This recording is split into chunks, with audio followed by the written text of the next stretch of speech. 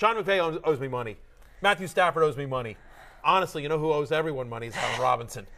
Ooh, man, it's been a tough go for Allen Robinson for a while now, but it's in a new uniform this time. So a huge thank you to Deebo Samuel, a huge thank you to BetMGM that kind of motivated him with that plus money. I think he did. I think you should get all the credit. So let's dive in quickly. Waivers. It is waivers today. A lot of waivers. Connor Rogers. But first, this Monday Night Football game. Absolutely. The guys that we expected to be big-time players in the wide receiver market, Cooper Kupp and Deebo Samuel, they showed out as wide receiver ones. We know the Rams had a rough night, but let's start with Kupp. 19 targets. I mean, he's the offense. He's the offense. Cooper Kupp, 19 targets. Deebo only 8 total touches, but he paid off for it. Makes the most As you see it here on your screen, 19 targets for my little Cooper Kupp. Deebo Samuel gets 7. 14 receptions for Kupp, 6 for Deebo. Both of them go over the 100-yard mark. Of course, you get some rushing yards from Deebo. Each of them north of 22 fantasy points, 26.2 for Cooper Kupp. My little Cooper Kupp, and Deebo finishes with 23.7. Stars being stars. We like to see that. It hasn't always been the case this year. Some players have not showed up, but, Deebo and my little Cooper Kupp saying, you know what? There's a reason fantasy managers believed in us. We're going to continue to perform no matter what, no matter how bad the quarterback play is on either side. That's the thing, is that both these quarterbacks did not play well last night, and yet still they produce week in, week out. There's nothing more to say about them other than they're locked in wide receiver ones. They're no-brainer starts no matter the matchup. Yeah, the volume's insane. Cooper Kupp, 40% target share last night. It's just hilarious. Stupid. Deebo, even when the volume's not insane, and last night it was very, very good. He makes the most of those touches. He could score in a lot of different ways. Fred Warner said there's something about Deebo against those Rams, just a heck of a player, and in big-time games, he always comes to play. I saw somebody else say he's the anti-Allen Robinson. Well, we're going to go there. Right, and that person is me. That person is me right here. I just said that. He's the anti-Deebo Samuel. Yeah, well, Sean McVay actually have a lot of insight on Robinson's issues after the game. So let's hear from Sean McVay, Before we go to this sound real quickly, is Sean McVay aware that Allen Robinson is on the team? It doesn't seem like it. Let's hear from him. Let's see if he had a lot to say. I wonder if the answer is like, who's Allen Robinson? All right, let's hear what Sean McVay had to say after the game. Sean, why has it been a struggle to spread the ball around and get Allen Robinson involved? It's just been a struggle overall. He does know that Allen Robinson is on the team because he didn't even want to individually address it's been a struggle overall. What does Allen that Robinson. mean? Everything's bad. Everything's bad. You got Cooper Kupp, 19 targets. Like, that ain't a struggle. You got Tyler Higby, 14 targets.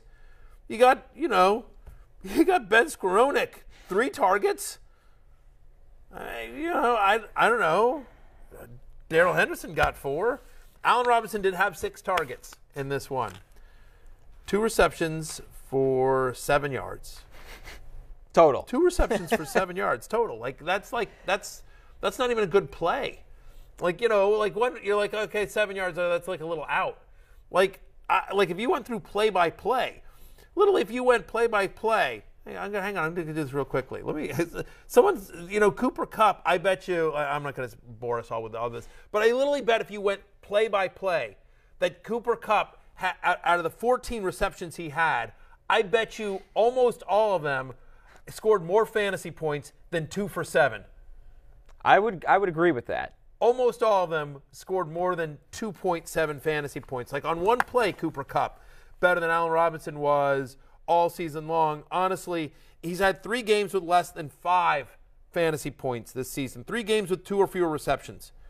He has 20 fantasy points in 2 of his last 20 games played. And yet he still ran a route on 98% of Matthew Stafford's dropbacks. 2 receptions for 7 yards. What are we doing? Well, let's ask the hard question. I believe it's 45. But how much? Right. Okay. So these are wide receivers with more fantasy points this season, right, than Allen Robinson.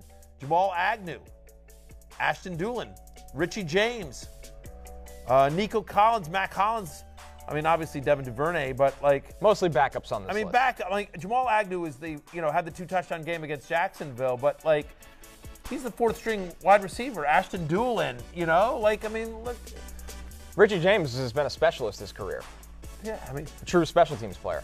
I bet you, again, it'd be really interesting to see this, but Allen Robinson signed a deal this offseason for how much money, guys? Was it like $30 million is guaranteed. $30 million is guaranteed, but it was like 3 years, $45 million, Yeah, something like right that? around there. 46.5, I'm being told in my ear. All right, so $46.5 million. I bet you anything that everyone that we just showed on the list, if you combine their salaries, Do not hit that. do not hit 46. I bet you there's definitely not 30 million guaranteed for all the guys on that list. So tomorrow is Yom Kippur. I won't be here on the show tomorrow because tomorrow is Yom Kippur. I am of Jewish faith, and it is the Jewish Day of Atonement. And so what you do, Connor, you're not Jewish, I don't believe. But so in essence, without getting into a whole religious discussion, that the idea of Yom Kippur and the Day of Atonement is that you take that one day to apologize to God and everyone for all of your sins over the past year. You take that time to reflect on everything and how you can be a better person, a better human, a better family man, et cetera, et cetera. And so it is the Jewish Day of Atonement. And so allow me, since I won't be here tomorrow, to turn to the audience. I'm going to turn to camera one right here, if we can take me there. Thank you. Second. I'm just going to atone to America for recommending Allen Robinson in the preseason. That was bad.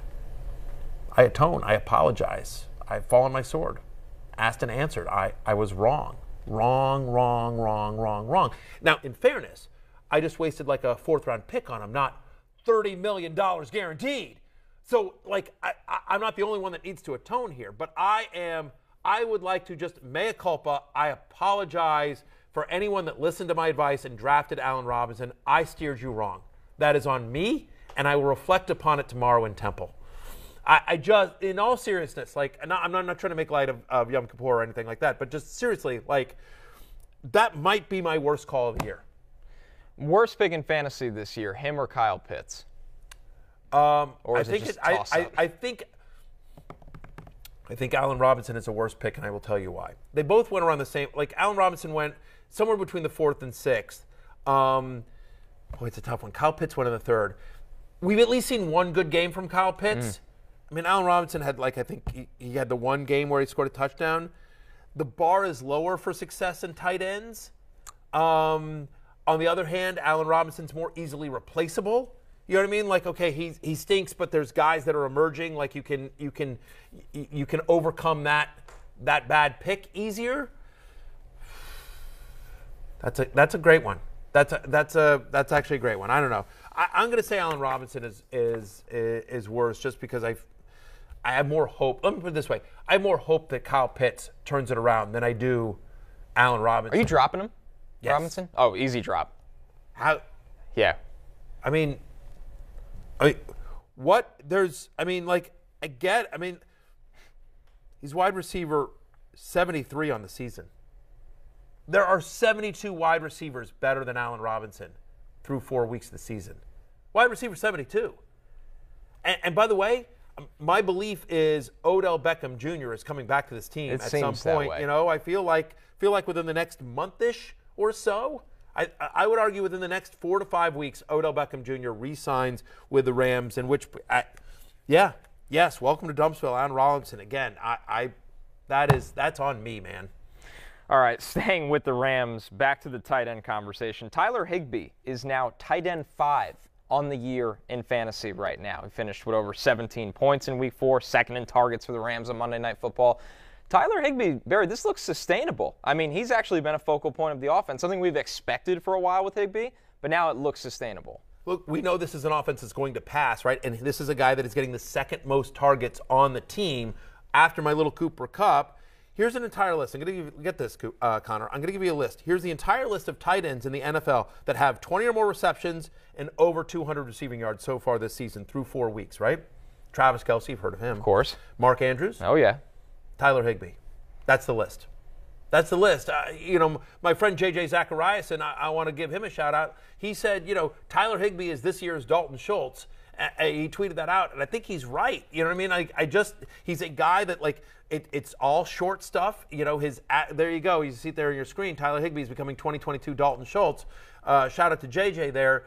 he's also becoming kind of the guy we thought he was going to be last year after his breakout in 2020. In 2022, he's becoming a thing. Now, the average depth of target is really short. I mean, it's all short stuff, but whatever. The volume is there, and given how desolate tight end is, Higby is absolutely legit, a top 5 fantasy tight end for the season.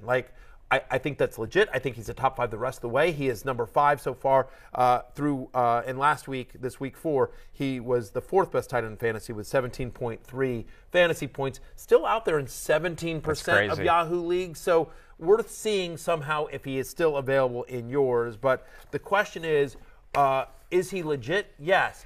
And then the next question is, would I rather have him than the tight end he faced, George Kittle? Yeah. I'd rather, as bad as Matthew Stafford looked yesterday, I'd still rather have the guy that I'd rather him throwing to my tight end than Jimmy Garoppolo. I just don't think the volume is going to be there for George Kittle, who's played only 2 games this season and has less than 7 fantasy points. Whatever, 4 targets here, against the Rams, 5 targets against the, almost had the touchdown, couldn't get the second foot in, and maybe the narrative is different if he comes down with that. But there is sustained production in Higby, and I think Kittle's going to have 3 monster games this season, and that's it.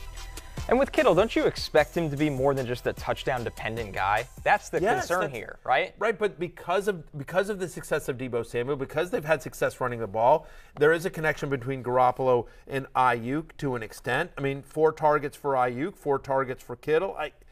In a game in which the Niners more or less moved the ball decently, yeah, I mean, I think that, yes, Kittle's still a low-end tight end 1, but if you're asking me Higby or Kittle the rest of the season, and I know you're not, but I'm asking myself, I'm going to say Tyler Higby. Very disappointing start of the season of George Kittle, and I don't see anything in that offense that makes me think things are going to change.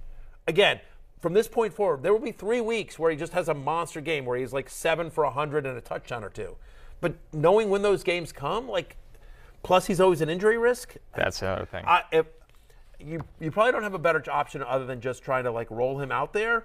But the first big game you get from George Kittle, I'm trying to move him. All right. And if you could still get something, if somebody thinks they're, quote, buying low on him and you're still getting decent value for Kittle, I wouldn't mind moving on from him there either. And we will talk waiver wire tight ends later in this show, some guys that could replace him if you're in that situation. But another guy that is just not even coming close to expectations right now is Matthew Stafford. He is QB 28 on the season in fantasy. He finished in week 4 as QB 28, only 6.8 fantasy points.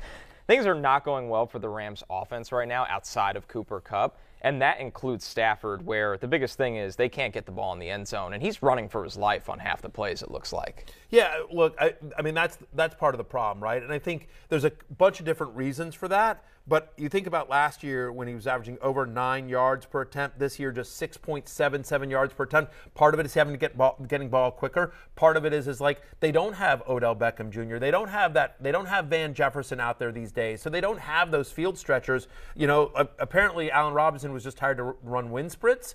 So, again, as we've talked about, it's the running backs, it's the short stuff with Cooper Kupp, it's the short stuff with Tyler Higby. So they're not really taking those deep throws, and the turnovers are killing you. Through 4 weeks, no quarterback has more interceptions than Matthew Stafford. Remember, last year he tied for the most interceptions in the NFL.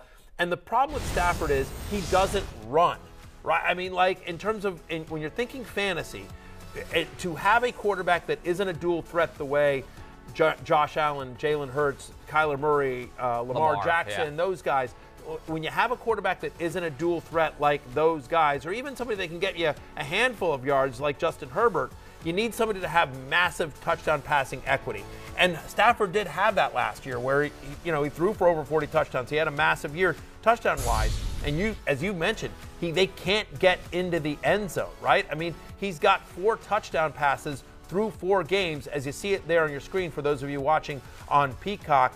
10 fantasy points or less in 3 out of the 4 games this year. He had the one good game against the Falcons, but even that game, a home game against Atlanta, in which he had 10 days to prepare, because that was after the Thursday night game against the Bills. He had 10 days to prepare for a home game against the Falcons, and even in that game, 3 touchdowns but 2 interceptions. He finished with just 20.8 fantasy points. That should be a bigger number at home against the Falcons with 10 days to prepare, and it wasn't. And that's his best game of the year. I don't think Matthew Stafford is a viable QB1 anymore. I'm not dropping him, but yes, if this is gonna sound insane, but at least for right now, until we see some consistency out of Matthew Stafford, give me Jared Goff rest of the season over Matthew Stafford. Funny how that works. All right. I mean, again, I get it. Like, real life quarterback play is different than NFL than fantasy quarterback play. I mean, there's a lot of junk time with Jared Goff, but I'm like, nothing about Jared Goff's production strikes me as unsustainable. It's a good offensive line with good weapons, and they're going to have to be throwing a ton because their defense is so brutal. And he was productive without most of those weapons this week. So even if you're worried about the injuries, it's still working. Yeah, I mean, they have a better schedule than the Rams. The Rams have a first place schedule this year, right? And the Lions have a last place schedule. Yes. So I mean, it changes year to year. But I'm merely saying that if you went into the season with only one quarterback and you thought Matthew Stafford, hey, I got it, I'm good. Matthew Stafford was a top 5 fantasy quarterback last year. Rams are going to be great. McVay, blah, blah, blah, blah, blah. I think you need to rethink that. Again, he's quarterback 28 so far this season. He's quarterback 28. There's only 32 in the NFL. It's abysmal. I did that math in my head. That's pretty good. Yeah, he's bottom 5. Through 4 weeks, he's bottom 5 in the NFL. Yeah, it's not looking good right now for Matthew Stafford. It is not. Hey, it's Matthew Berry from NBC Sports and RotoWorld.com. Just want to thank you so much for watching what you just watched, or at least being too lazy to click out of it after the autoplay just kept it going. So either way, thank you so much for just letting it scroll by your screen. And now I'd like to ask you respectfully, please subscribe to the NFL on NBC YouTube channel for the latest NFL news, fantasy headlines from RotoWorld, and betting analysis from NBC Sports Edge.